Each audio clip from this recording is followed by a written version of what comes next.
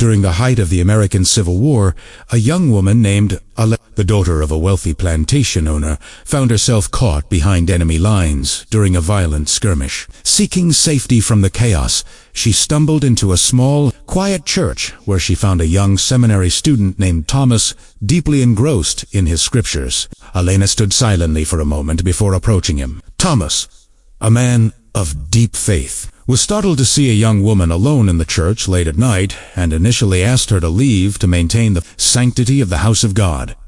However, Elena pleaded with him, explaining that her safety was at risk outside and begging to stay until dawn. Thomas eventually agreed, but on one strict condition: she must sit silently in the far corner of the sanctuary and not speak to him for the rest of the night. Throughout the long hours, Elena watched from the shadows as Thomas sat by a small candle. Every so often, she noticed him place his finger directly into the candle's flame, flinching and whispering prayers of penance. She was confused by this strange behavior, but remained silent, as promised. When the morning light finally broke, Thomas rose to ring the church bell and told Elena she must leave before the congregation arrived to avoid any scandal. Before departing, Elena asked, "I must know, why did you keep burning your finger in the flame all night?" Thomas looked at her with tired eyes and replied, "Last night, I was caught in a battle between my human desires and my devotion to God.